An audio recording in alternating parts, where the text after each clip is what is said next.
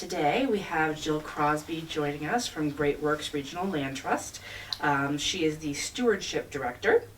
She has a master's in Sustainable Land Planning and Ecological Management and 20 years experience as a professional gardener and landscape designer.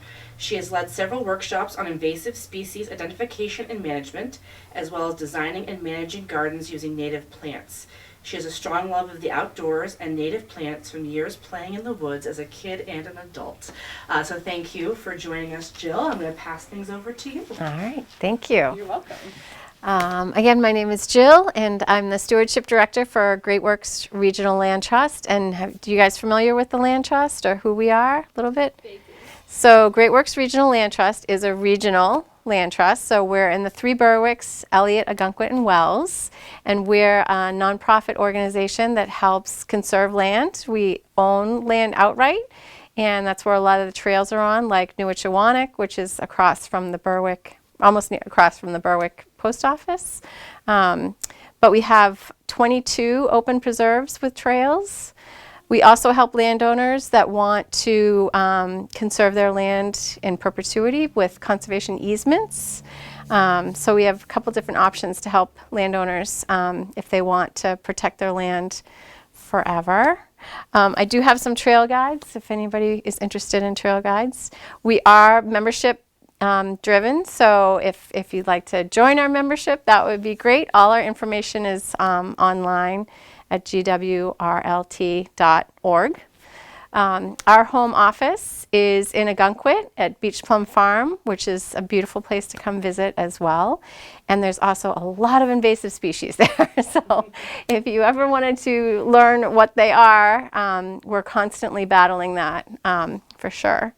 But one of the things that Great Works is really proud of is the natural communities that we do protect in perpetuity and work towards remediating if there is invasive species.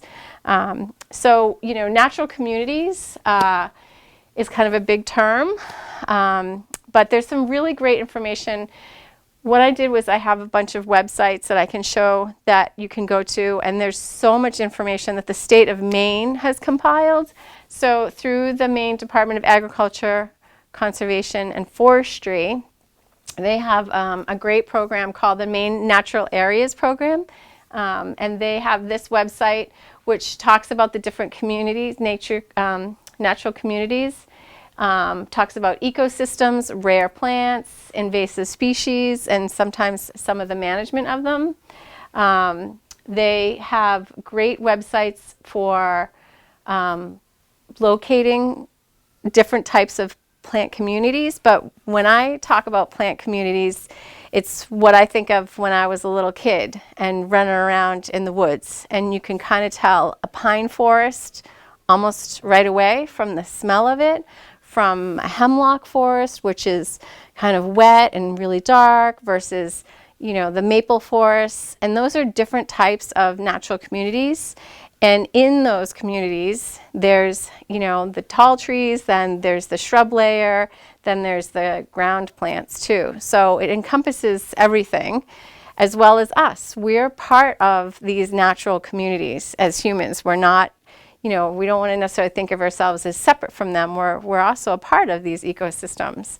And so how we can work to you know, protect them and, you know, recreate in them and, you know, teach our kids about them. It's all one big system in a way. So a couple of my favorite, I brought some of my favorite books also, being in the library. I thought that might be a great one. Some of them are really old. This one was actually written by somebody in Maine. This is the Southern New England Guide to Native Plants and Communities. And Neil Jorgensen wrote this book. His son was in school, and they didn't really have anything that talked about all the different communities. And so he wrote this book, and it's one of my favorite books. So if you can come up and look at that after. But another one that is here, this one here, this is specific to Maine, so Natural Landscapes of Maine, and it talks about the different types of communities that there are. So there's woodland communities,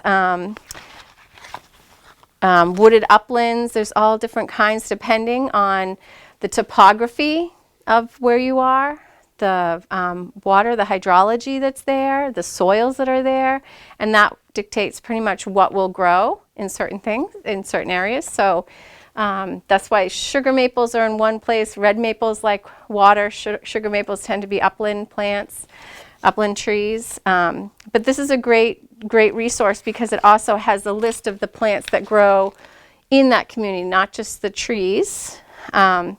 So it's kind of a great resource to have if you're thinking about what you want to plant in your yard. If you know, when you're looking at your landscape, taking cues from what's in your yard or even in your neighborhood is a really great way to think about what would work on your property. So one of the best things that I do is walk around in the woods and look at different, you know, wooded areas and look at the trees and then the shrub layer and, you know, also the ground layer and say, okay, you know, I have similar kind of trees in my yard, you know, what would plant well with that? And that's what these books are really great for because they show different, the different plants that will go along with those tree species. Another one of my favorite books is, this one is called American Plants for American Gardens, and this was some women in the 20s, I think it was the 1920s or 1930s, that were trying to bring native plants back into the American gardens. So in the 1920s, when global travel came around, a lot of people were, you know, the wealthy people were going to Asia and bringing back all of these, you know, really to them amazing plants, which a lot of them are. But there was a movement that we were starting to lose our regional character. And that's something that I always try to, you know, emphasize too, is what's happening in the United States isn't what happens in other countries. And so to maintain our regional character is really kind of cool. So these ladies started to write a weekly column about different ecosystems and natural communities. And then eventually they turned it into a book. And same thing, this has different, the ecosystems. This is called the Juniper Hillside, and it has a list of the trees and the shrubs and the perennials that would survive and thrive under those conditions for American plants and American gardens. So this is one of my favorite books. So the next thing that people always ask about is invasive species. So like I was saying, in the 20s, when sort of global travel really started to happen in the sense of the wealthy going and finding really unique plants and bringing them back, that's kind of when plants from away started to really, you know, come to the States. I mean, there'd always been plants that had been brought from people that were coming, you know, colonists or, you know, whoever was traveling and resettling here. But really in the 20s and 30s, when people had the funds to really start to garden and bring in things, they had no idea, right, what these plants were going to necessarily do or how they were going to react. And so, you know, many, many years later, as we can see, there's certain species that were brought over with, you know, all good intentions that, you know, sort of take over, as they say. And so, you know, invasive species most people think that they're not from here, so non-native, meaning not from the United States, and that they tend to have about 5, you know, characteristics. They don't have any of their natural predators. So, you know, in a native community, in a natural community, there's bugs and insects and critters and things that keep plants in check from just growing, you know, unfettered or, you know.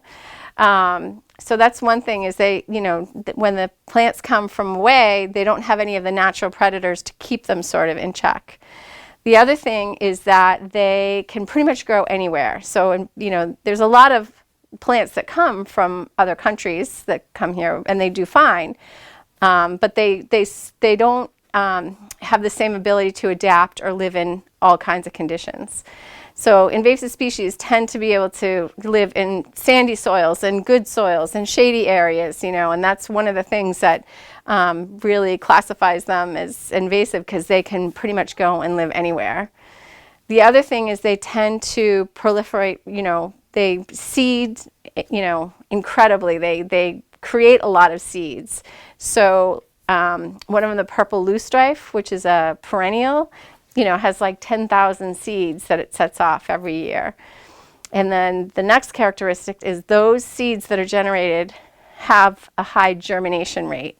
So a lot of times invasive species, that's why you see them everywhere, because normal circumstances, which are usually controlled by natural predators or, for certain reasons, their germination rate's like maybe 20 to 30%.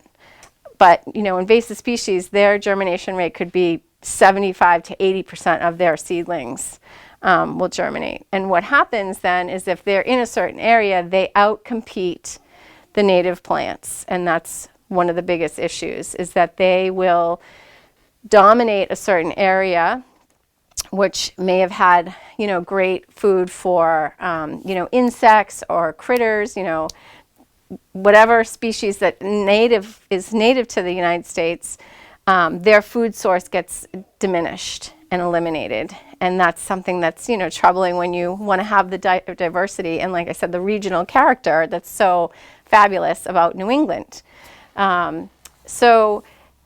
Invasive species, and you can look up, there's, lots of different definitions. People, say, well, is it native to Berwick? Is it native to Maine? Is it native to New England, United States? So, you kind of have to be willing to think of it in the bigger area of, there may be some wonderful native plants that are in the prairies that would do well, up in this area.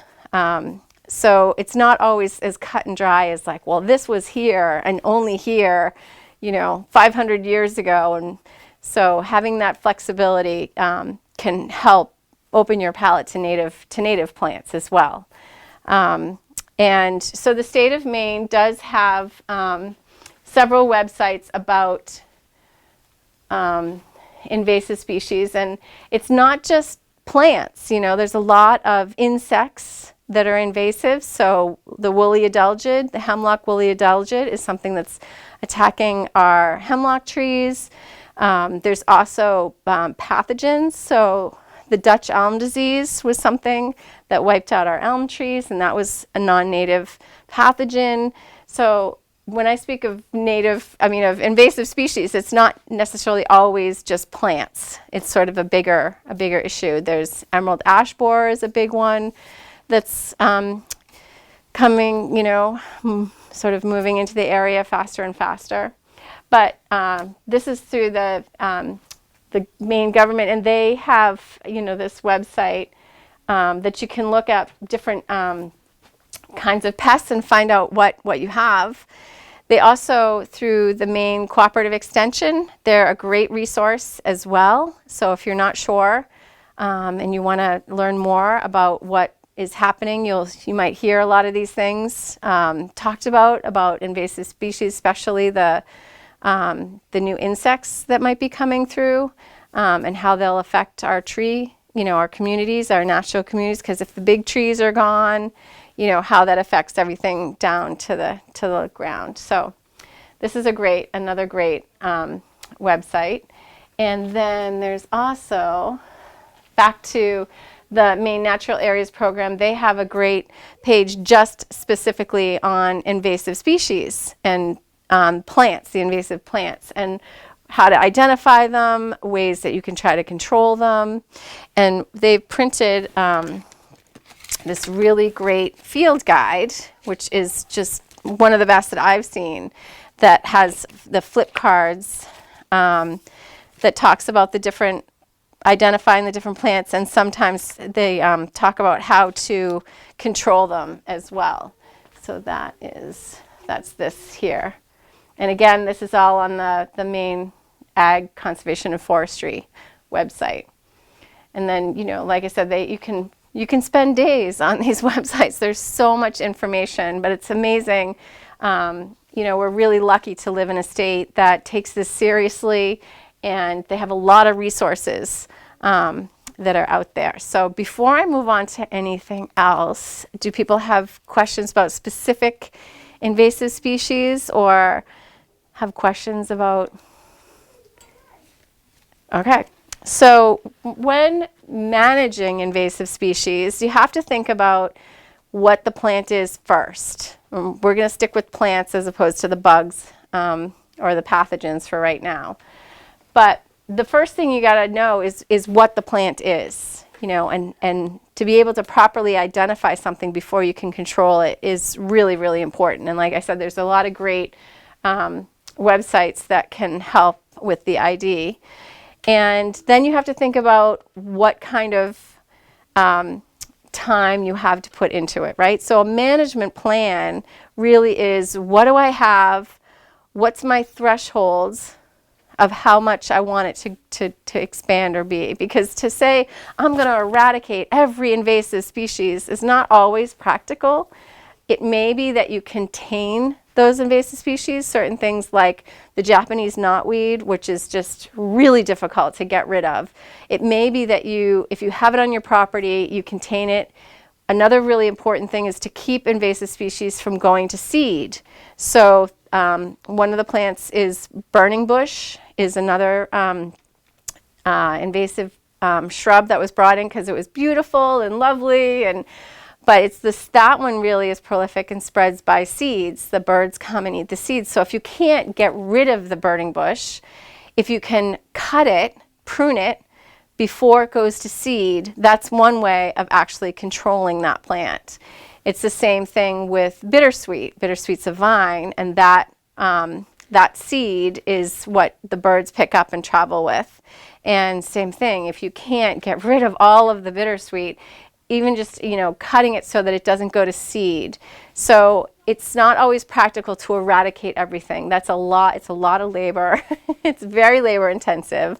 And sometimes chemicals can work if they're used properly, and really reading the labels and making sure if that's the avenue we can do better work in eradicating invasive species if we are thoughtful in using possibly pesticides as an avenue.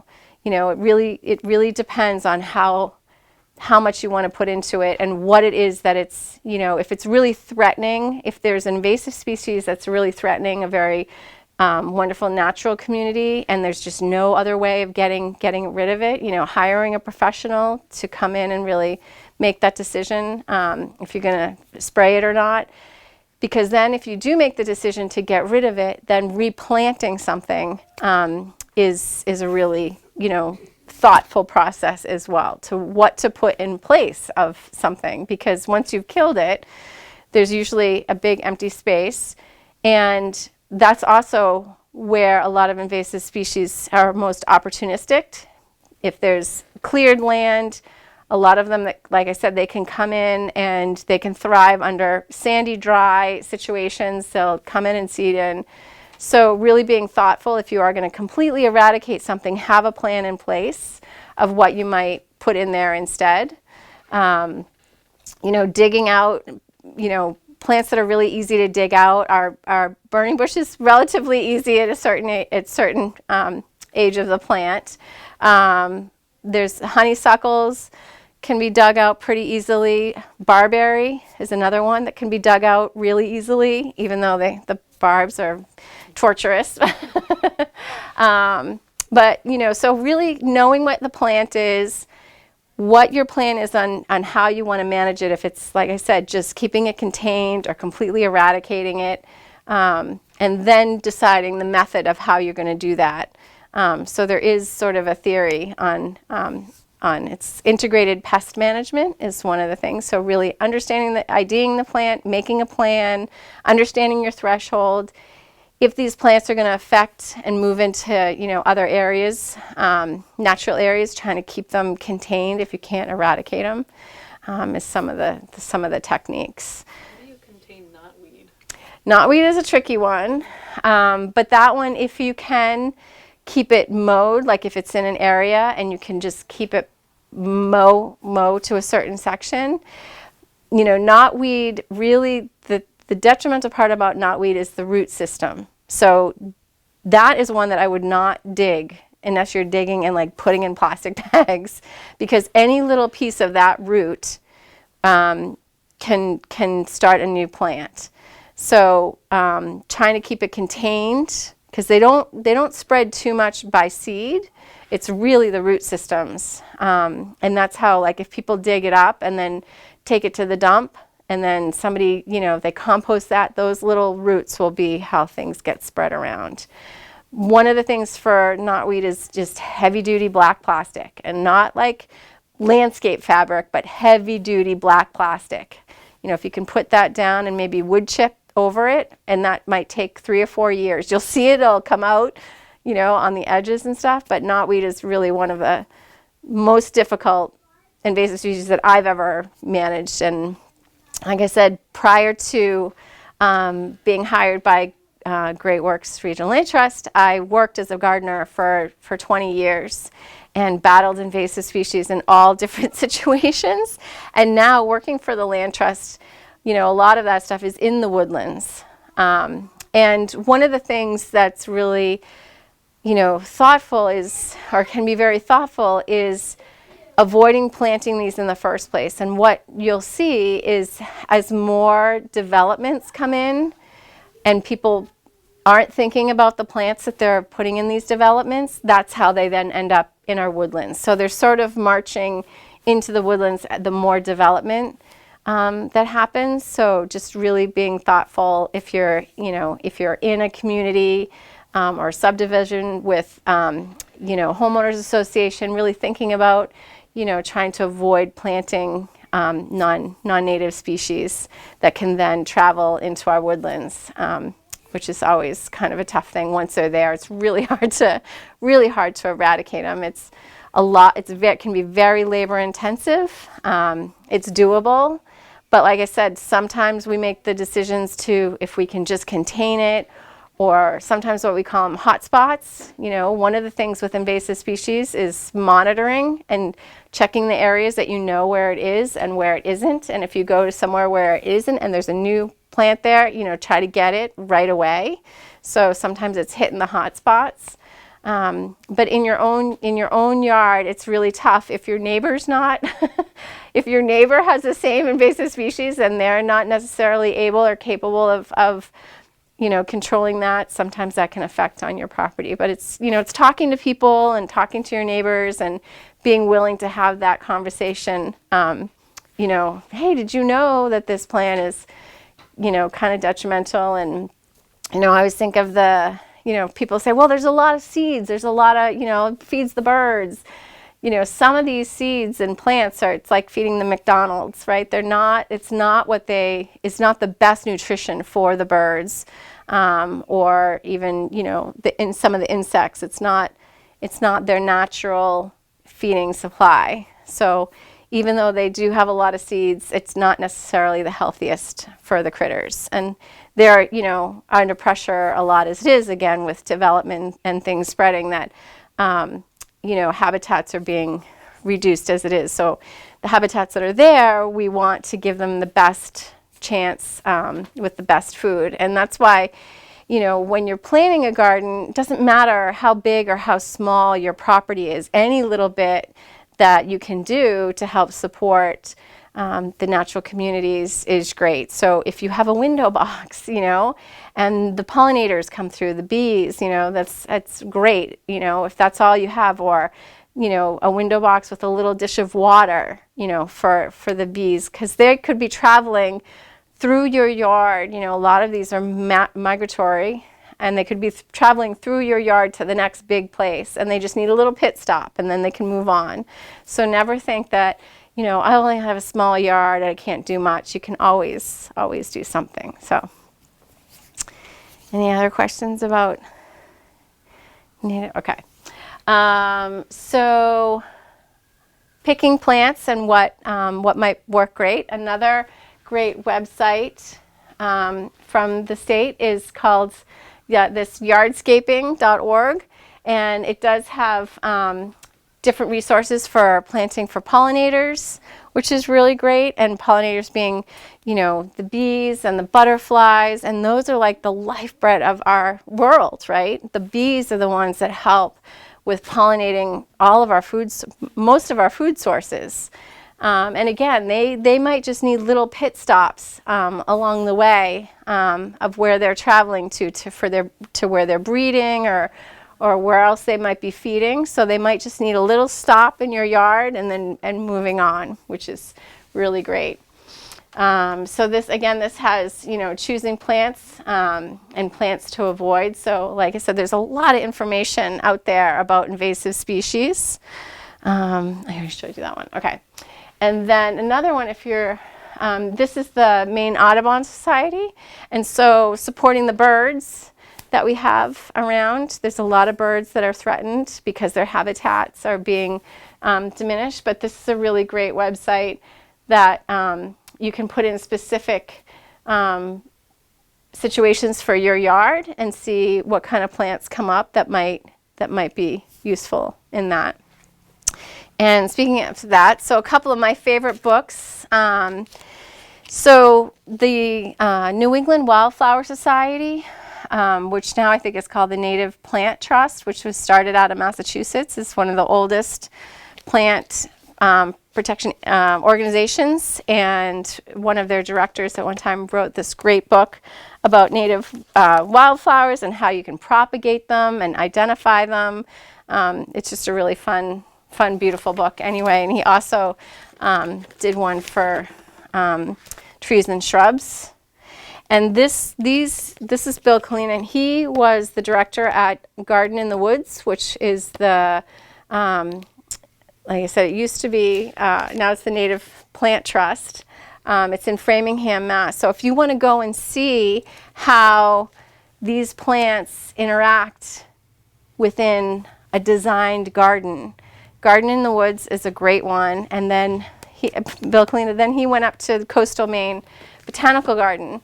And if you haven't been there, I highly recommend that. That's another just wonderful botanical garden in the state of Maine. It's world renowned now. They've done such an amazing job there. But it's a great way to see how native plants and ornamental plants can be mixed in within your own yard. And so a lot of times you think about, do I have to have just natives, or I really like, certain ornamental flowers, and having the combination is great.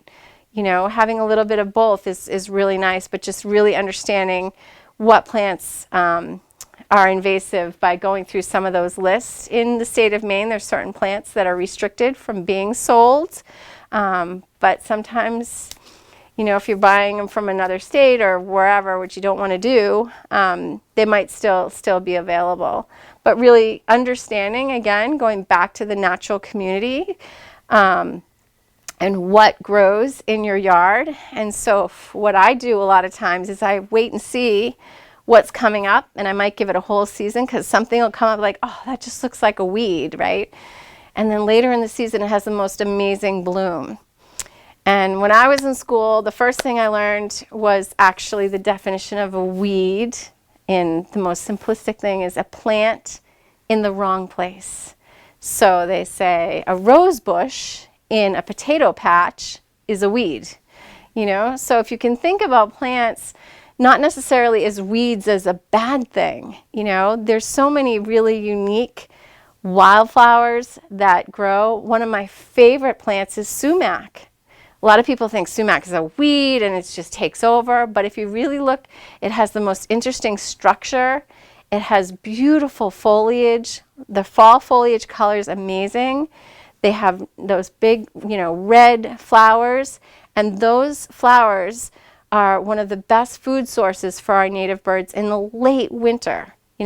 I saw some robins feeding on sumac in, I think it was like February, because, plants, their seeds ripen at different times of the year in order to support the critters that are here. So it's not like all the fruit is, in full flush in September when we think of apples or whatever, right?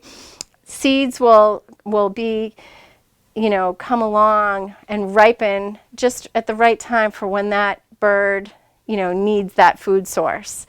So I love sumac. It's one of my favorites. People think I'm crazy, but There's a lot of other really great native, weeds that if you're willing to just edit out some of the other things in your yard, they can really make a beautiful statement.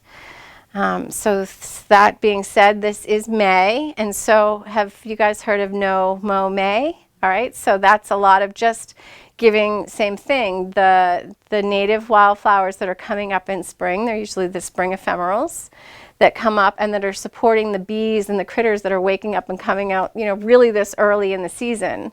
They need that food source now before, other food sources that are available, especially as our climate is changing and our winters are a little bit shorter. They really need that food source a lot faster than they used to. They really need, they're coming around in like March, so being able to have different plants that are available to them to support that, their migratory patterns that might be changing or things like that. So that's kind of, the gist on natives versus invasives. And I started out playing in the woods at my grandmother's house, and that's kind of what hooked me on just loving the outdoors. And we used to make terrariums. We used to gather some little moss things and little flowers and put them in these terrariums, and that's really where it started for me. And I grew up playing out in the woods, and I still really haven't stopped that. So I'm always learning something new, and I look through these books and I'm like, oh, it's an amazing plant. And then when I see it out in the woods somewhere, it's like little miracles.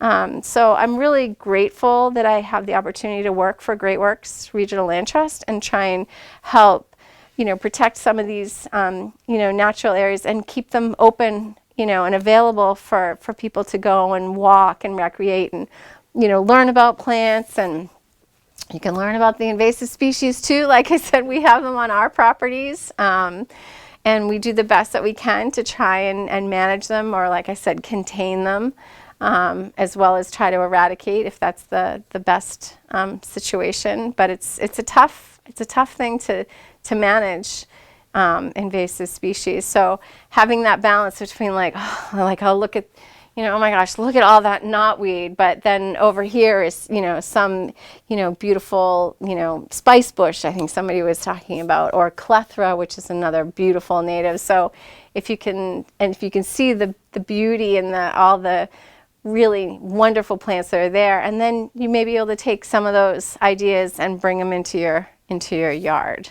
So that's kind of what I have. So for No Mow May, is there any benefit to mowing around the flowers but continuing to mow the grass? This has been a discussion in my household because yeah. I would like to participate in No Mow May, but the compromise has been to mow around. Yes, that's what a lot of people do. Or you could have, a strip of the lawn that you're like, okay, we're not going to mow anything here. And, half of it, or for what I do is I mow a pathway around. So it looks manicured, it still looks intentional. But trying to leave as many of the wildflowers. But that conversation happens at our house too. I said, can you just mow around the bluets? And I like the dandelions. I mean, dandelions are a great early bloomer for the bees that are out, especially on these really warm days. They really need all of that. And dandelion greens are good for you. So I don't know when, and it's funny, this beautiful yellow flower, and people are like, get rid of it, but then they'll plant yellow flowers in there, so thinking about, really what is the goal here. I also, another gardening technique is when the maple leaves fall, I collect all those and I use that as mulch along the edges of my garden just to keep it nice and moist. And that also provides habitat for a lot of the insects that need to overwinter in that duff. And then I'm not going out and buying a whole bunch of mulch. but it's a perception thing, right? People think, oh, it's not manicured, but you can still have it manicured if you keep it nice, rows or mowing, pathways, so it looks intentional. But that's definitely the eyes of the beholder of like, I don't want any leaves, or I don't, my lawn has to be mowed, and even having brush piles or dead trees in your yard, is really important for the birds to perch on. We have a big bonfire out in our backyard that any of the dead branches that come down, and we'll just pile on here, and often I'll look out and I'll see birds perched on these. We have some dead standing trees that we just never got to, and there's like woodpecker holes in them, and the hawks like to hang out on them. So people say, oh my gosh, the tree's dead, you have to cut it down. Well, not necessarily. If it's going to fall on your house, that's one thing, but if you're willing to leave some of that.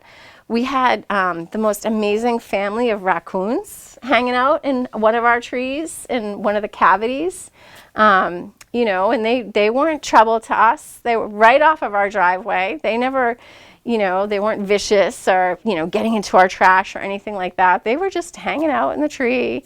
But if we cut down all the dead trees, that's habitat, a lot of habitat for a lot of critters that need those dead cavities or places to perch and things like that. So it's really in the eyes of just perception and trying to change that tide.